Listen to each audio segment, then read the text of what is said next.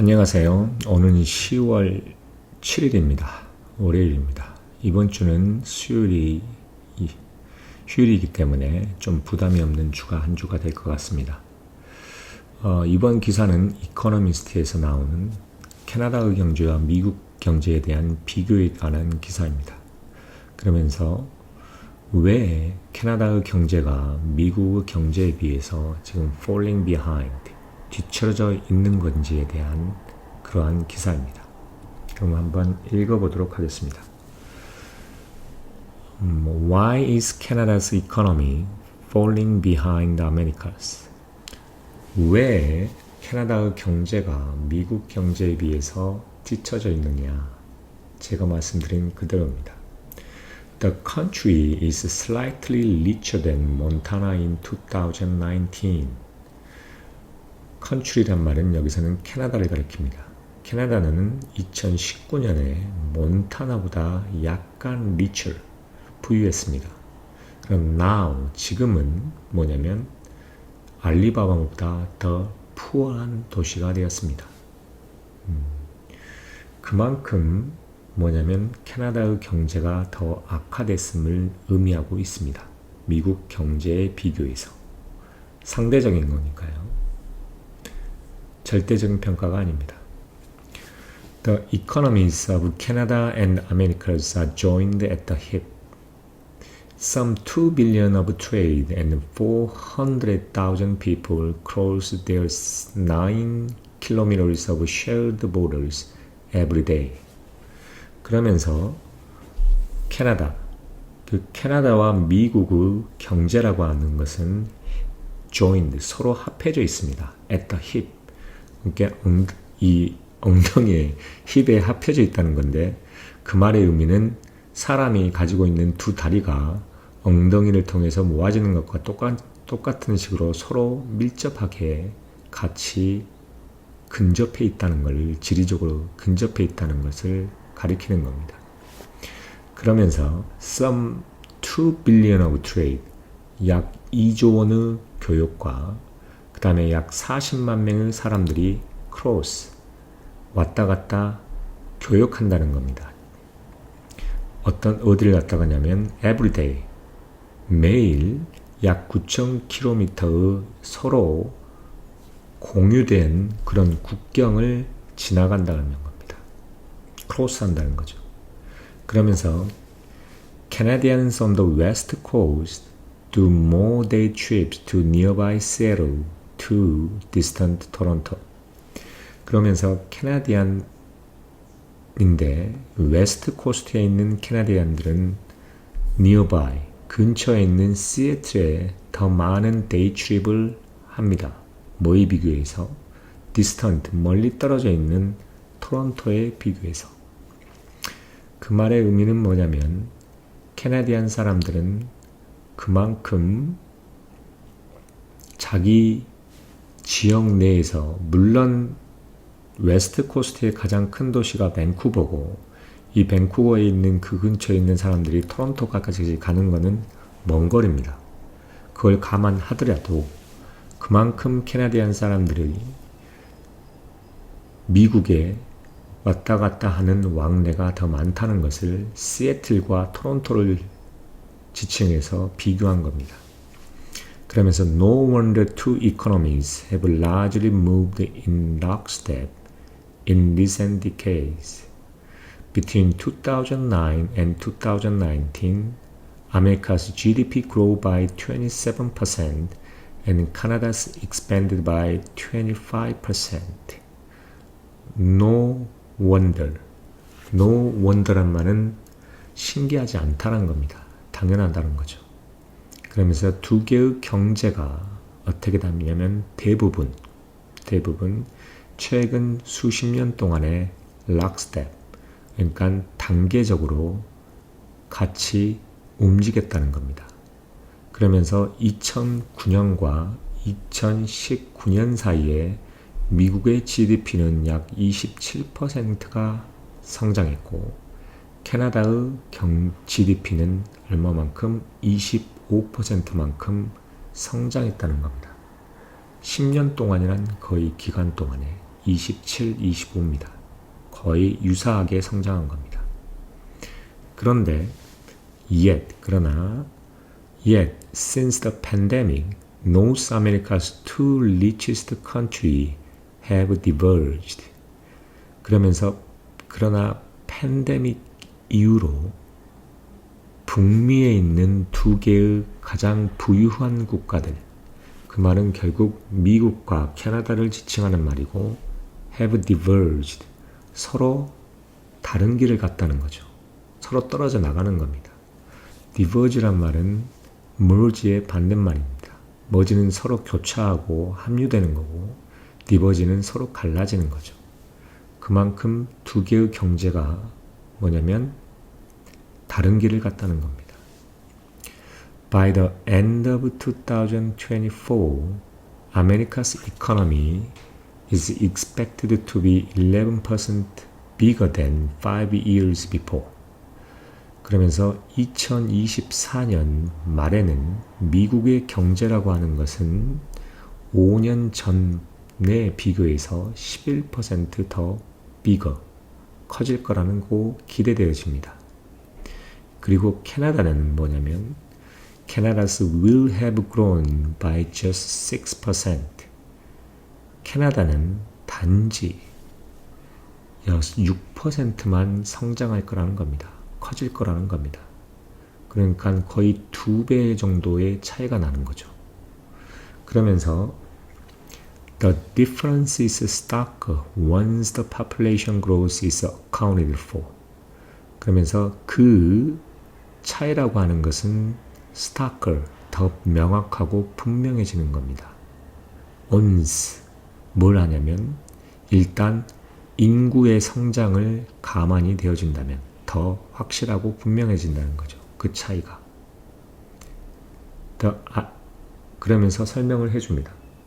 The IMF forecasts that Canada's national income per head, equivalent to around 80% of the Americas in decade before the pandemic, will be just 70% of its neighbors in 2025, the lowest for the decade. 그러면서 IMF는 forecast, 예상합니다. 뭐라고? 캐나다의 뭐냐면 1인당, 그러니까 per head니까 결국 머리당이니까 1인당 일단 국민의 소득, 이것이 뭐였냐면 팬데믹 이전에 수십 년에는 미국의 약 80%에 동일했던 equivalent란 말은 동등한, 동일한, 상당한 그런 말입니다. 그랬던 그 국민 1인당 국민 소득이란 것이 2025년에는 in its neighbor, 그러니까 미국을 이야기했죠. 미국의 약 70% 단지 될 거라는 겁니다. 그리고 이것은 수십 년 동안의 가장 최저치란 겁니다. 그만큼 인구를 더 감안하면 1인당 국민 소득 자체가 이 차이가 최근에 2025년을 기준으로 해가지고 이전에는 80% 해당되는데 지금은 70%밖에 되지 않으니까 그만큼 캐나다가 더 뒤처져 있는 거죠. 그러면서 were Canada's 10 provinces and 3 territories an American state, they would have gone from being slightly richer than Montana, in America's 9th poorest state, to being a bit worse off than Alabama, the 4th poorest. 그러면 그 기간 동안에 어떻게 되냐면 수십 년 전과 수십 년 동안 그 다음 팬데믹 이후의 상황을 지금 비교를 하고 있는데 캐나다의 10개의 주와 3개의 테리토리를 하나의 미국 주라고 가정을 하는 겁니다. 이거는 가정법이죠. 그래서 이 자체가 이 구조가 나온 겁니다. 가정법이고 실제 상황이 아니기 때문에 이걸 가정을 한다면 they라는 것은 이 캐나다의 10 province와 3 territory를 이야기합니다. they 그들은 그 주와 세계의 테리토리는 미국의 9번째로 빈곤한 도시인 몬타나보다 약간 부유한 것에서부터 시작해가지고 어디로 가냐면 4번째로 가장 빈곤한 알리바마보다 좀 더 안 좋은, 더 빈곤한 그러한 주에 해당한다는 겁니다. 그만큼 최근에 와서 그 차이가 벌어졌음을 말해주는 겁니다. The performance gap owes a little to COVID-19 itself. 그러면서 이 성장의 차이라고 하는 것은 결국 그 성과의 차이라고 하는 것은 COVID-19 이 자체와 OA2B 그러죠. 그러니까 거의 상관이 없다는 겁니다. 근데 Canada did have a deeper recession than America after COVID struck, partly because of stricter and longer lockdowns. 그러면서 그걸 설명합니다. 왜 이런 차이가 났는지. 캐나다는 did have a recession. 그러니까 경기가 훨씬 더 깊게 후퇴했다는 겁니다. 미국에 비해서. 그게 코비드가 발생한 후에. partly because, 그러니까 부분적으로 왜냐 그러냐면 보다 더 엄격하고 오랜 기간 동안의 럭다운, 그러니까 완전히 정지시켜 버리는 거죠. 경제를 활동을 정지시키는 그것 때문에 결국 더 deeper, 깊숙한 recession, 결국 경기 후퇴가 있었다는 겁니다. Its GDP fell by 5% in 2020 compared with 2.2% in America. 그러면서 2020년에 GDP가 약 5%가 하락했고 이는 미국의 2.2%와 비교가 된다고 합니다. But Canada soon caught up. 그러나 카나다는 soon, 곧 caught up, 그만큼 따라 잡았다는 겁니다. The country's national income grew by 4% between 2019 and 2022. 그러면서 이 캐나다의 national income, 소득, 전국민 소득이라고 하는 것은, 국민 소득이라고 하는 것은 2019년과 2022년 사이에 약 4%가 성장했습니다. 이거는 뭐냐면 그 기간, 동일 기간 동안에 5%를 성장했던 미국과 nearly on par with입니다. 거의 동일하다는 겁니다. 같은 위치에 있다라는 겁니다. 19년부터 22년까지입니다. 그럼 뭐가 문제일까요? Instead, the divergence is more recent. Since 2022, America's economy has motored ahead, leaving Canada's in the dust. 그러면서 대신에 이러한 divergence, 이 차이라고 하는 것, 서로 벌어짐이라고 하는 것은 보다 최근의 일이랍니다. 2022년 이후로 미국의 경제는 motored ahead, 보다 더 앞서 나갔습니다.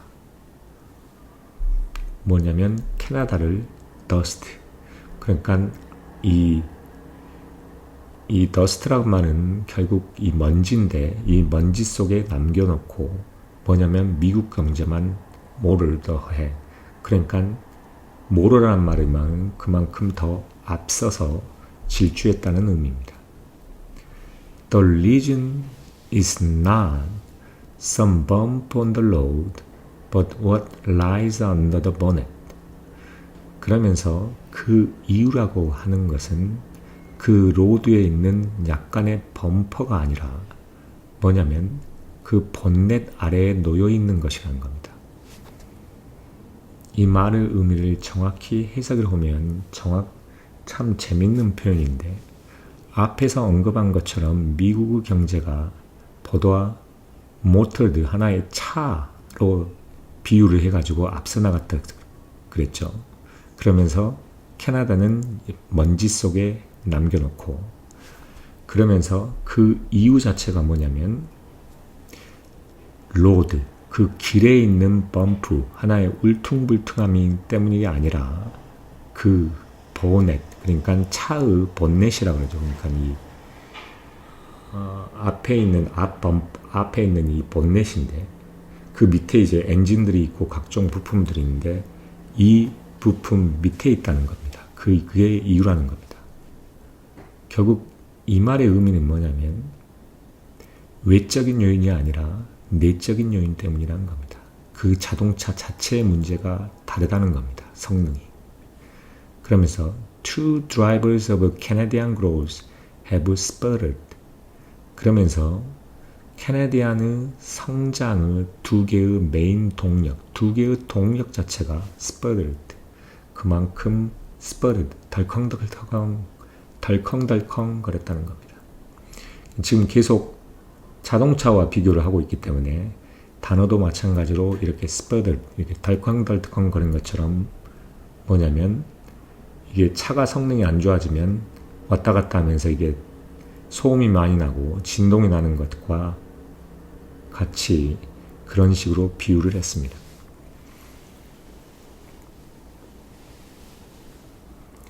The first of these is the service industry, which make up about 70% of the Canada's GDP. 그러면서 이 두 가지의 성장 드라이버, 동력들 중에 첫 번째는 뭐냐면 서비스 인더스트리라고 합니다. 이거는 캐나다 GDP의 약 70%를 메이크업, 구성하고 있습니다. In the aftermath of the pandemic, Americans splurged on the good, which boosted the manufacturers north of the borders. American consumers gobbled up around 40% of Canadian factories' output. 그러면서 뭐냐면 팬데믹의 aftermath 이후에 미국 사람들이 splurged, 그러니까 이 상품들에 그만큼 splurge 하면은 이렇게 되게 추구하고 막 왕창 샀다는 겁니다. 그리고 그 자체는 뭐냐면 그 자체는 border, north of border, 그러니까 캐나다를 의미하는 거고 캐나다의 manufacture들을 캐나다에 있는 manufacture들을 부스트했다는 겁니다. 그만큼 경기가 좋게 만들고 가동률이 높아진 거겠죠. 그러면서 설명하기를 American consumers gobbled up around 40% of Canadian factories output. 미국의 컨슈머들은 gobbles up, 집어삼키는 겁니다. 약 캐나디안의 팩토리, 그러니까 공장들의 생산은 출력, 아웃풋이라는 말은 출력인데 여기서는 생산이라고도 해도 되겠습니다. 그 약 40%를 집어삼킨다는 겁니다. 그만큼 미국의 소비 여력이 뭐한다? 캐나다한테는 중요하다는 거겠죠. But they have since switched back to spending on domestic services.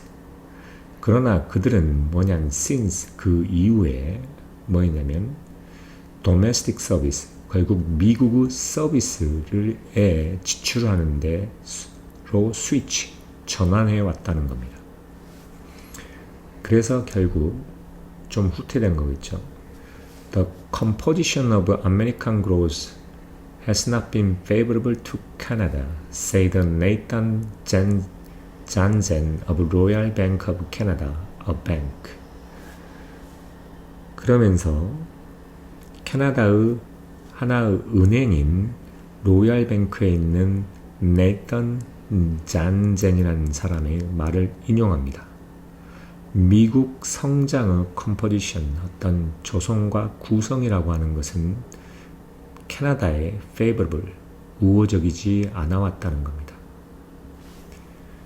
The job of powering Canada's economy, therefore, falls even more to its own service sectors.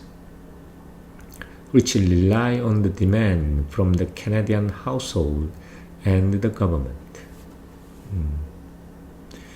캐나다의 경제를 뭐냐면 파워링, 그러니까 힘을 부여하는 그러한 일들 자체가 뭐하냐면 falls even more, 더 많이 떨어졌다는 겁니다. 그 자체의 서비스 섹터보다, 그 자신이 가지고 있는 서비스 섹터보다 더 많이 떨어졌다는 겁니다. 그리고 이 서비스 섹터라는 건 뭐냐면 캐나다의 하우스홀드 디맨드에 의지하고 있고 그 다음에 거버먼트에 의지하고 있는 수요에 의지하고 있는 그러한 서비스 섹터, 자신이 가지고 있는 서비스 섹터에 보다 더 많이 falls even more, 심지어 더 많이 서비스 섹터에 더 떨어졌다는 겁니다. 그만큼 외부에 있는, 그러니까 미국 경제, 미국 소비자들의 소비에 의해서 부양되어 결국 캐나다의 경제의 생산력이 더 늘어나면서 그게 더 진흥됐던 보다는 이게 미국 사람들이 이제 자기 자신, 자국에 있는 서비스의 스위치, 변경을 함에 따라서 그 포션이 줄어들고 그 대신 캐나다의 경제 자체가 서비스 섹터 자체에 대한 의존도가 그만큼 더 커졌다는 걸 의미합니다. 그 자체의 의미는 캐나다의 자체 자국민과 정부에 그만큼 더 의지하게 된다는 거죠. Unfortunately, that demand has been throttled by a higher interest rate. 불행하게도 그러한 demand, 수요라고 하는 것은 높은 이자에 의해서 throttled, 목이 막혔습니다. 그러니까 막혔다는 거죠. throttled. Monetary policy has had more traction in Canada than in America, say the Tiff Macklem, the central bank governor.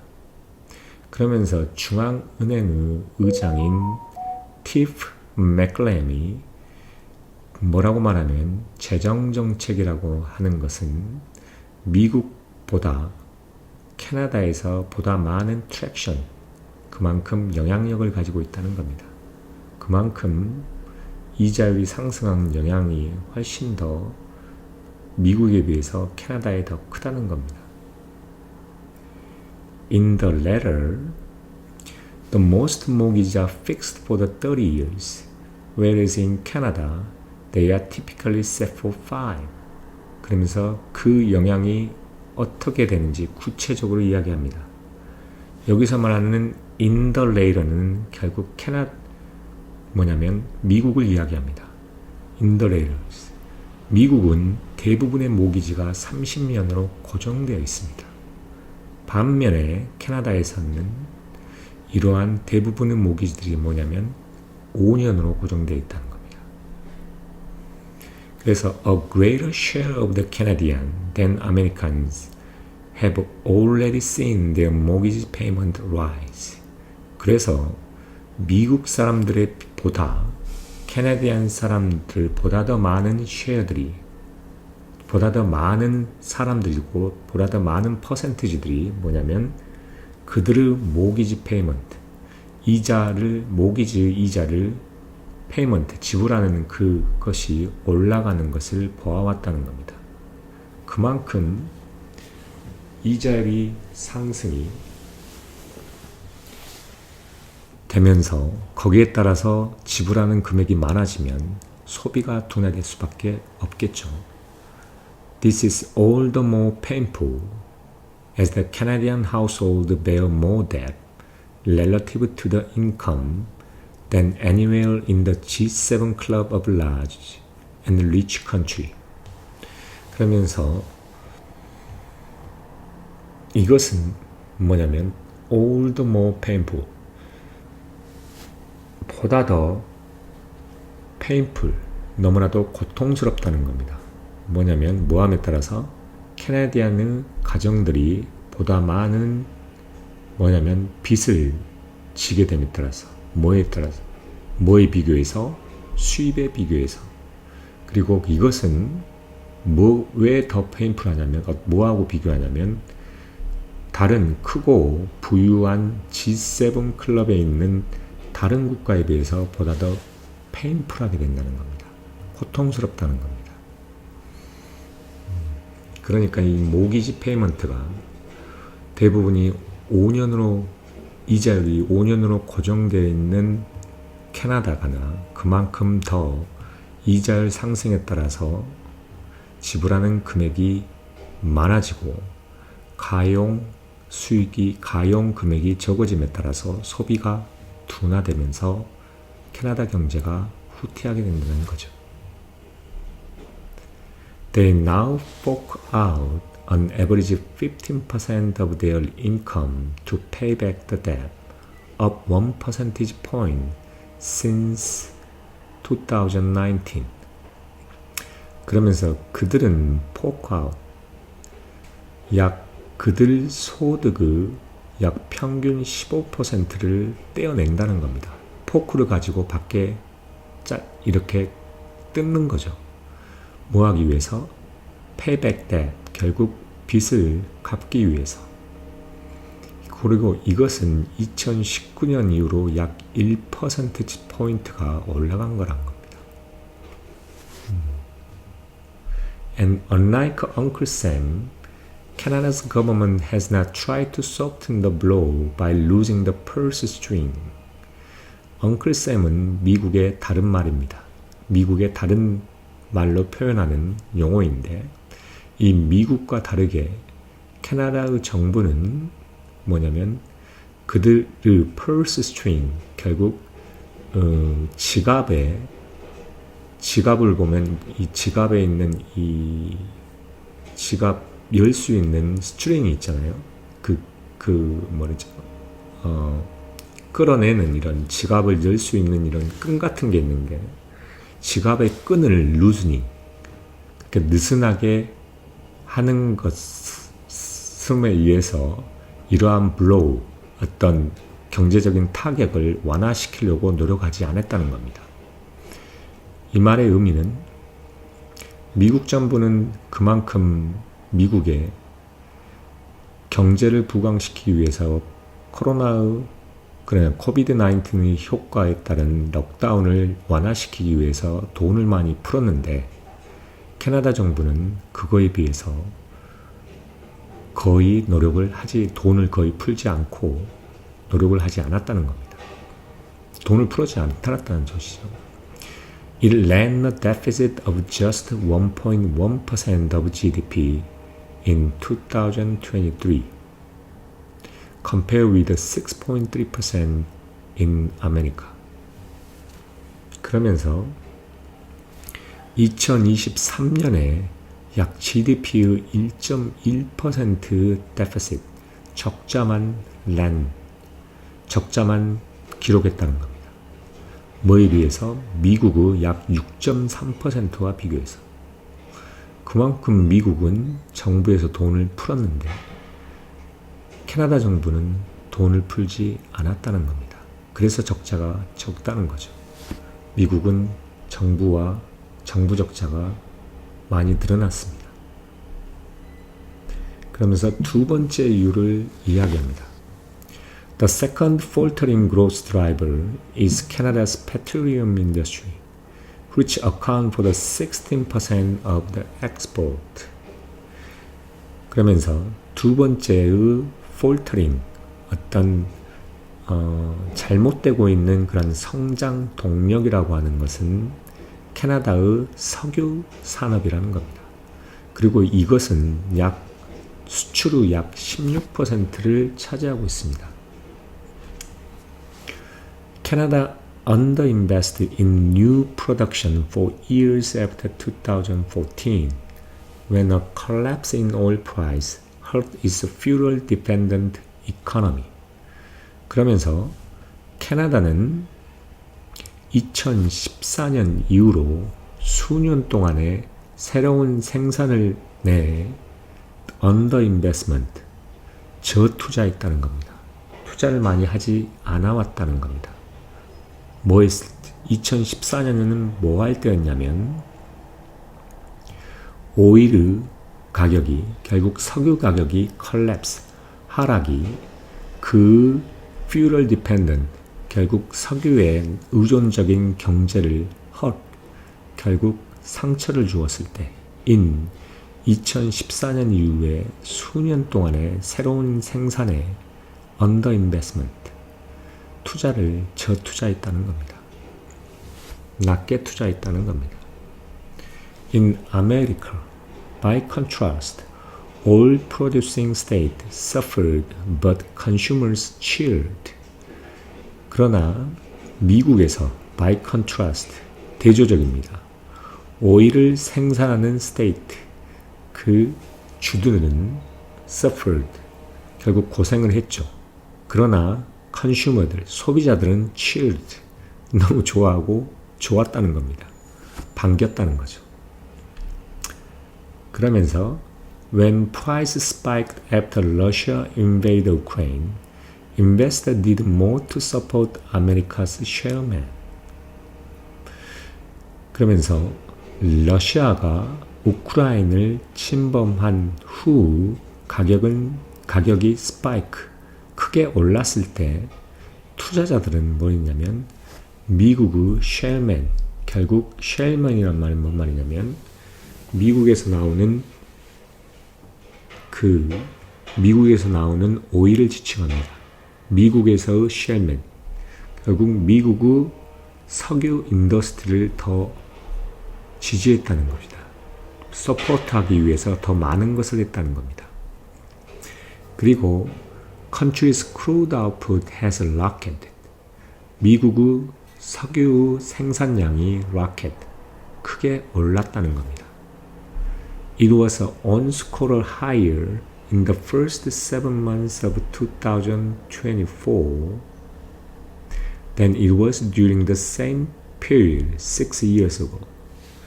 그리고 이 생산이라고 하는 것 자체가 뭐였냐면 one quarter high 4분의 1, 약 25%가 더 높아졌다는 건데 그 기간이 어떻게 되냐면 2024년에 처음 7개월 동안에 약 25%가 올랐다는 겁니다. 뭐 기간이냐면 6년 전에 동일한 기간 동안에서를 비교를 했을 때 보다 25%가 올랐다는 겁니다. Canada has grown by only 뭐냐면 11% over the same period. 그러면서 캐나다는 똑같은 기간을 비교하는 이 기간 동안에 단지 11%만 성장했다는 겁니다. 아웃풋이 늘었다는 거죠. 그만큼 언더인베스트 했다는 것을 알 수 있습니다. Oil's decline penalized Canada's economy at large because it is one of the country's most productive sectors.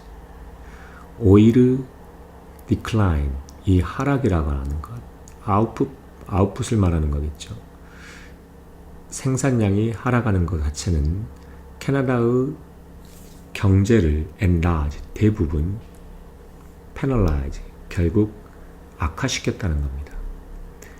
왜냐하면 이것은 뭐냐면 그 국가의 가장 생산적인 섹터들 중에 하나였기 때문입니다. 캐나다에서 나오는 일반적인 원유는 오일샌드라고 합니다. 약간 저급 원유이기도 한데 그 원유를 생산하는 데는 많은 더 비용이 들어가고 또한 캐나다에서도 원유 생산량이 꽤 많습니다.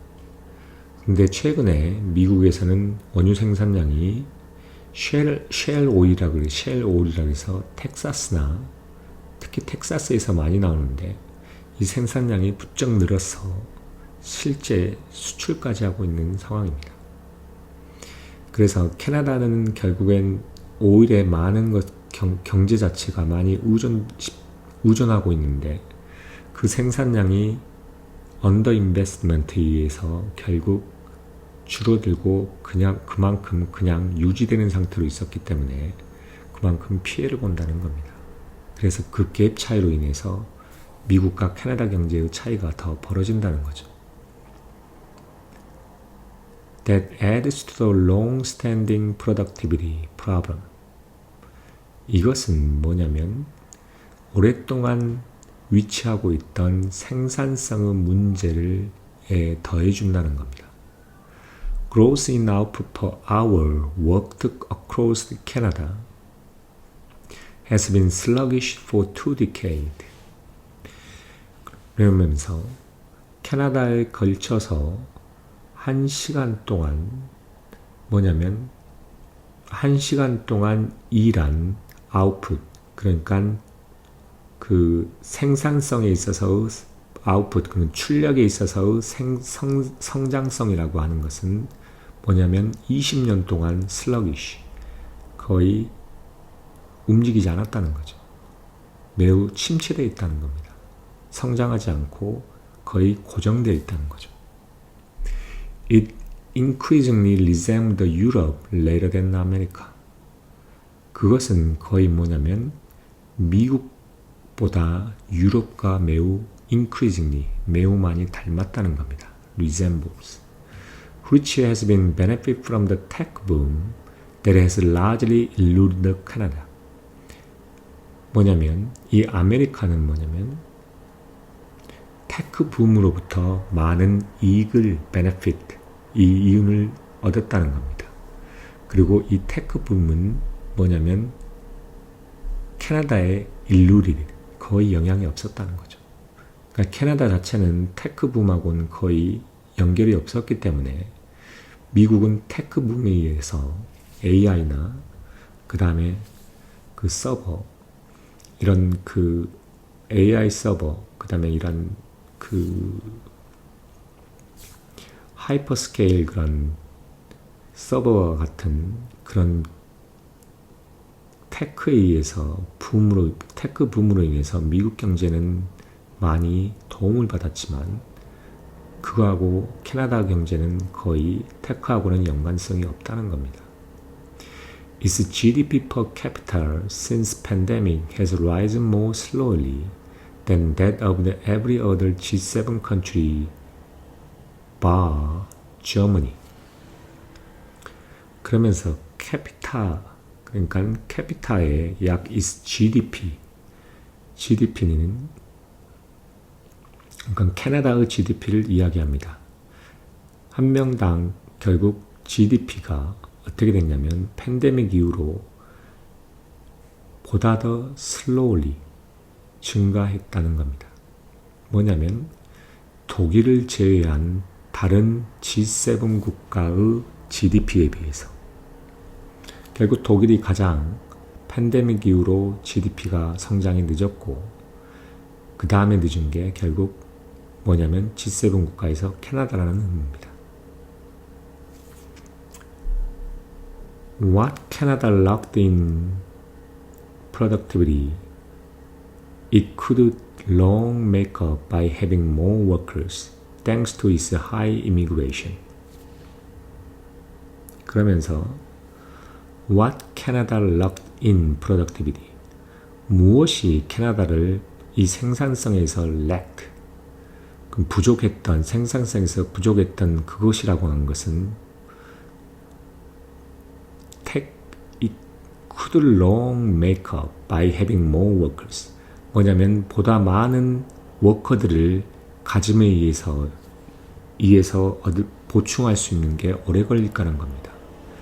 Thanks to the high immigration. 뭐 때문에? 높은 이민율 때문입니다. Between 2014 and 2019, its population grew twice as fast as America's. 2014년과 2019년 사이에 그들의 인구라는 것은 미국에 비교해서 약 2배 정도 빠르게 성장했다는 겁니다. Canada has historically been good at integrating migrants into its economy, lifting its GDP and tax take. 캐나다는 historically 역사적으로 good at 뭐에 잘했다는 겁니다.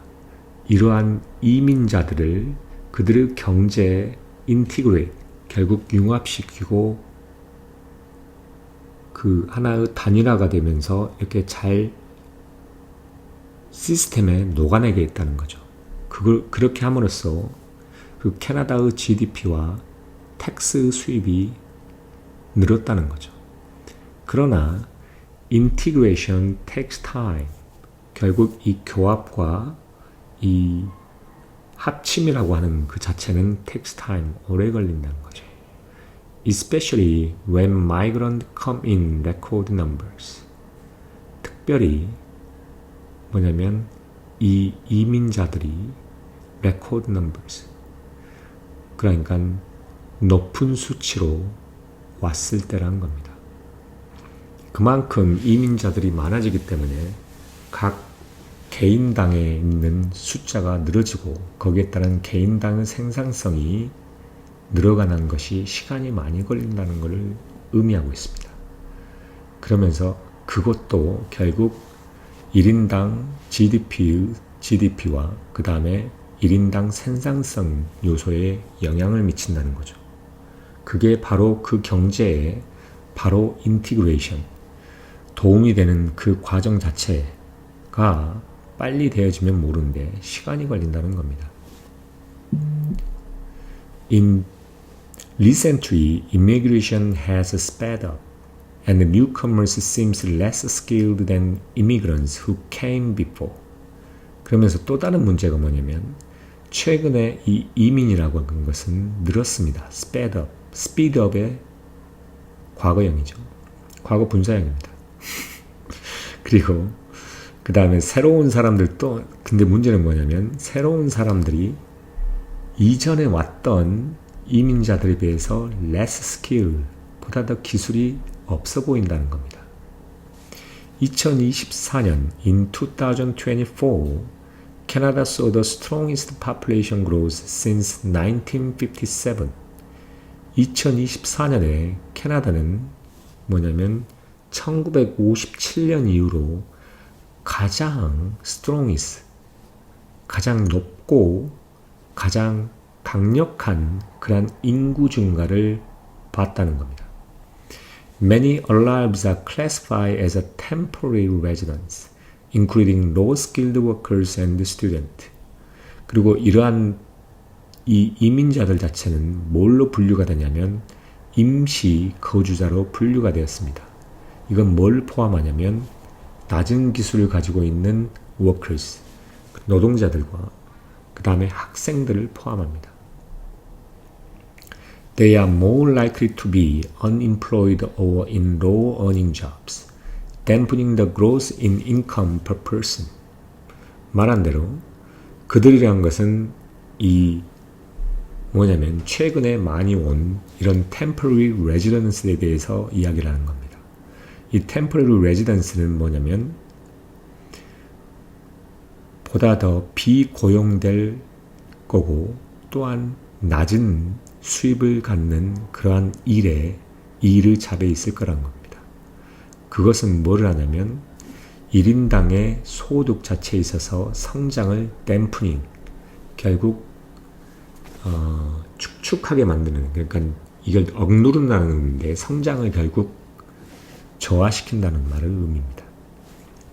그래서 캐나다의 unemployment rate rose to 6.6% in August from 5.1% in April 2023. 그러면서 캐나다의 실업률이라고 하는 것 자체는 올해 8월에 6.6%까지 올랐습니다.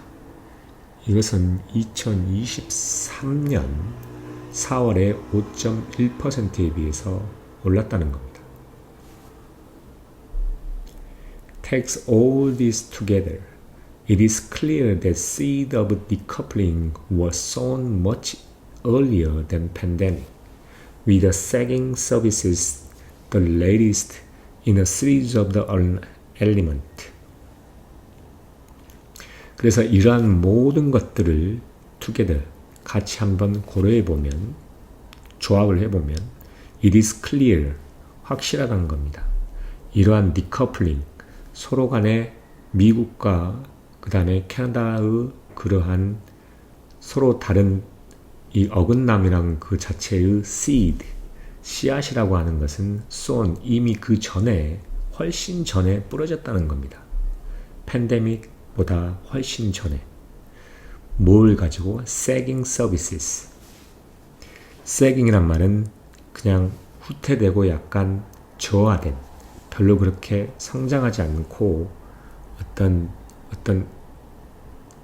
약간의 동력이 없고 약간 침체되어 있는 그런 서비스를 가지고 그리고 이러한 최근에 있어서 여러 가지의 series alignment, 여러 그런 부조합들, 엘리먼트란 말은 병과 비슷한 말입니다. 그러니까 일과 비슷한 말인데 이런 연속되어 있는 최근에 있어서 병이 있는 그러한 성장하지 않고 침체되어 있는 서비스와 함께 라는 겁니다. There is no quick fixes.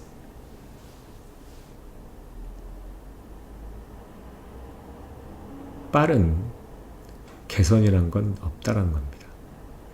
Canada's central bank has cut the interest rate 3 times so far this year, from 5% in May to 4.25% today.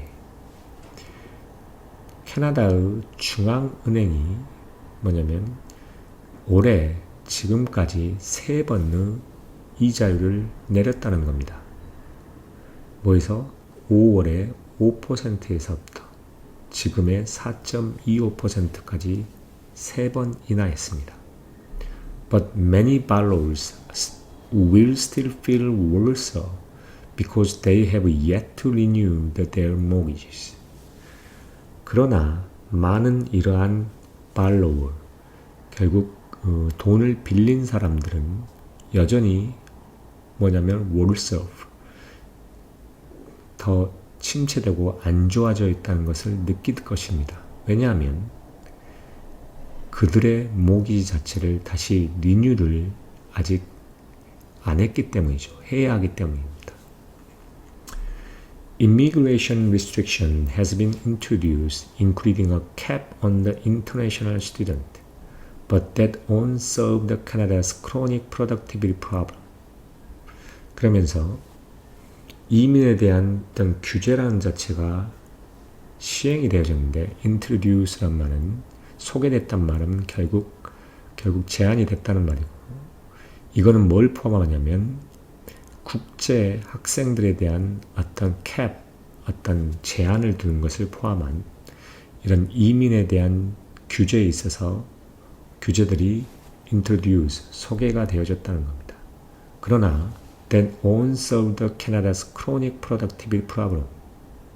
그것은 캐나다의 어떤 고질적인 생산성 문제를 해결하지 못할 것입니다. Catching up to Alibaba may soon seem like a distant dream. 그러면서 알리바바를 캐치하는 것 자체는 뭐냐면 멀어 있는 하나의 꿈과 같이 보인다는 겁니다.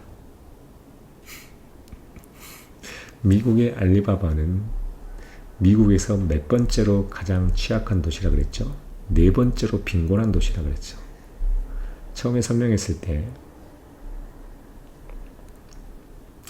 4번째로 빈곤한 도시입니다.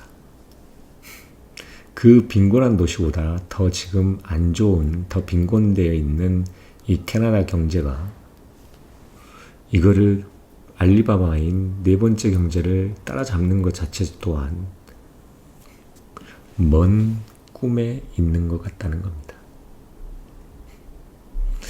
고질적으로 문제가 있다는 거죠. 이게 단순히 코비드-19의 문제가 아니라 경제 자체에 대한 어떤 구성이나 조합, 체질에 대한 문제인 것 같다는 진단의 그런 기사였습니다. 재밌게 읽었네요. 크게 2가지였습니다. 하나는 뭐냐면 오일 인더스트리에 관한 부분이었고, 그 다음에 첫 번째는 뭐였냐면 서비스 인더스트리에 관한 부분이었습니다. 결국 미국 사람들이 자국의 서비스를 사용하고 결국 그 서비스를 사용함에 따라서 뭐냐면 그 캐나다에서 생산하는 그 공장들의 가동 능력이 떨어지고 그럼에 따라서 후퇴했다는 거죠. 캐나다의 경제가. 그렇습니다. 여기까지 진행하고 마무리하도록 하겠습니다.